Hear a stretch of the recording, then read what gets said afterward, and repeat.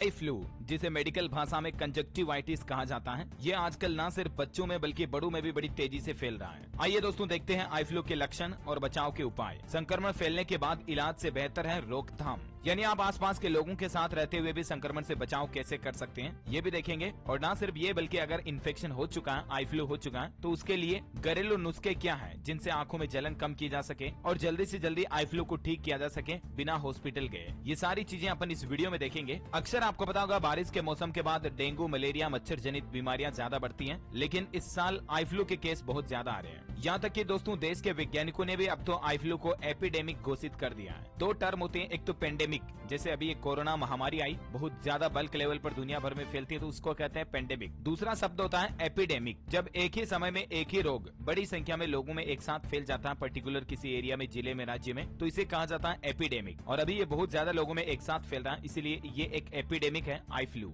मैं आपको आए दिन डीएलएस न्यूज के ऊपर खबरें बताता रहता हूँ। देश की राजधानी दिल्ली के अलावा भी राजस्थान, उत्तर प्रदेश, मध्य प्रदेश, छत्तीसगढ़ समेत देश के अधिकतर राज्यों में आई फ्लू फैल रहा है। हालात ये हो रहे दोस्तों की रोजाना अस्पताल में आई फ्लू के सैकड़ों मरीज पहुंच रहे हैं। ये देखिए आप, उत्तर प्रदेश प्रयागराज में तो 75% लोग आई फ्लू से संक्रमित हो चुके हैं। मौसमी बीमारियों का प्रकोप देखा जा रहा है। अस्पतालों में उल्टी, दस्त, आई फ्लू, बुखार वगैरह के मरीजों की संख्या बड़ी तेजी से बढ़ रही है। कई हॉस्पिटल वालों का तो ये दावा है कि रोजाना आने वाले मरीजों में 70 से 80% केस सिर्फ और सिर्फ आई फ्लू के संक्रमण के ही मरीज आ रहे हैं। हॉस्पिटलों में इतनी भीड़ बढ़ रही है, ऐसे में आपको घर पर ही रहकर सावधानियां बरतनी चाहिए और घर पर ही आप इलाज करें तो बेहतर होगा। आइए देखते दोस्तों की आई फ्लू क्या है, आई फ्लू के लक्षण, आई फ्लू होने पर क्या करें और आई फ्लू को फैलने से रोकने के लिए आपको क्या करना चाहिए। अच्छा, सबसे पहले तो मोटा मोटे तौर पर ये समझिए आई फ्लू कितने प्रकार का होता है। एक तो आई फ्लू ऐसा होता है जिसमें सिंपली आपकी आंखें लाल या गुलाबी हो जाती हैं, आंखों में जलन, खुजली तो होती है सभी में। और दूसरा टाइप ऐसा होता है जिसमें आंखों में सफेद रंग का गाढ़ा द्रव भी निकलने लगता है, आंखों से स्त्रावित होता है वो द्रव, आंखें चिपक जाती हैं, सुबह उठते और रात में सोकर के तो आंखें खुलती भी नहीं है, काफी दर्द भी होता है, आंखों के अंदर से सफेद इस तरह का चिपचिपा पदार्थ निकलता है गोंद की तरह, राइट। और एक में नॉर्मली आंखें लाल हो जाती है। और बाकी जनरल लक्षण तो आपको पता ही है, आंखें जलन करती है, दर्द होता है, थोड़ी सूजन हो जाती है, लाल हो जाती है, गुलाबी हो जाती है। अब जरा समझिए, इसे आंखें आना या कंजक्टिवाइटिस जो कहते हैं, साइंटिफिक तरीके से समझिए होता क्यों है। ये एक बैक्टीरिया की वजह से होता है, वायरस नहीं है। बैक्टीरिया और वायरस में फर्क होता है। आंखों के ऊपर और नीचे के पलकों के भीतरी भाग और आंख के सामने के भाग में पुतली को छोड़कर एक पतली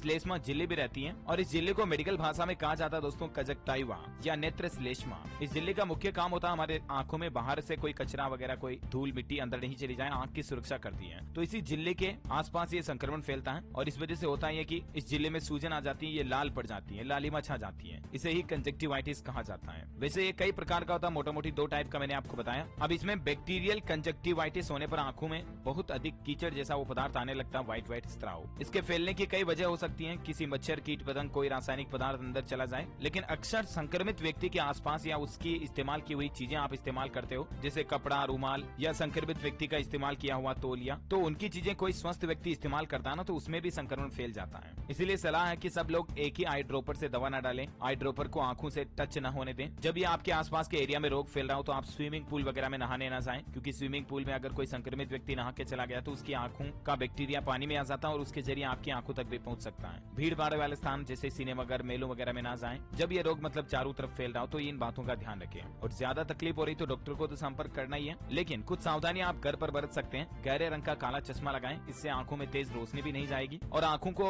समय समय पर साफ करते रहें। साफ करने के लिए आप एक ही रुमाल या एक ही तौलिया का बार बार इस्तेमाल न करें, क्योंकि इससे आपकी ही एक आंख से दूसरी आंख तक संक्रमण पहुंच जाएगा या आपकी आंखों में संक्रमण लंबे समय तक रहेगा। इसके बजाय आप टिश्यू पेपर, सूती रुमाल या रुई वगैरह जो होता है ना, उससे इस्तेमाल करें। एक बार इस्तेमाल करने के बाद उसे फेंक दें। अच्छा, आंख आ रही हो, संक्रमण फैल रहा हो, उस दौरान किसी कॉस्मेटिक्स का इस्तेमाल ना करें। आंखों के मेकअप वगैरह का मतलब काजल वगैरह ये चीजें भी ना लगाएं। आंख आने पर स्वस्थ व्यक्ति से हाथ न मिलाएं, क्योंकि उससे भी संक्रमण हो सकता है। अच्छा, अगर आपको चश्मा लगता है, आप कॉन्टेक्ट लेंस इस्तेमाल करते हैं तो ध्यान रखें, ये संक्रमण जब तक फैलना तब तक आप आंखों में लेंस का इस्तेमाल ना करें, बल्कि आप अपने नंबर के चश्मे का इस्तेमाल करें। आंख आने पर आंख में कंजक्टिवाइटिस संक्रमण फैलने के बाद खुजली होती है, लेकिन खुजलियां नहीं, क्योंकि बार बार मसलने से आपकी आंखों के अंदर घाव हो सकता है, आपके अंदर के हिस्सों को नुकसान पहुंच सकता है, तो बीमारी और बढ़ सकती है। अच्छा, जब ये संक्रमण फैल रहा हो तब इस बात का ध्यान रखें, ज्यादा तेज मिर्च मसाले वाली चटपटी चीजें ना खाएं। चाय, कॉफी ज्यादा गर्म पेय, शराब वगैरह भी ना पिए। आंख आने पर विटामिन बी और सी युक्त फल सब्जियां ज्यादा से ज्यादा खाएं, जूस पिए, ठंडी चीजें, विटामिन सी वगैरह, नींबू पानी पिए, संतरा खाएं। ये चीजें ज्यादा खाएं जो आपकी आंखों के लिए हेल्दी रहेगी और आपकी आंखों को ठंडक भी पहुंचाती रहेगी। अच्छा, कुछ और घरेलू उपाय जो आपको घर पर करने चाहिए, घरेलू नुस्खे बताता हूँ। एक तो ग्रीन टी बैग जो आता है ना, वो थोड़ा गीला करके आप अपनी आंखों को बंद करके उसके ऊपर रखें। अच्छा, दूसरा एक आता है सेलाइन वाटर, मार्केट में आप पूछोगे तो मिल जाएगा, मेडिकल वगैरह पर भी। ये आंखों के संक्रमण के लिए सबसे प्रभावी घरेलू उपचार में से एक माना जाता है। सेलाइन वाटर आई ड्रॉप्स की तरह ही काम करता है जो आपकी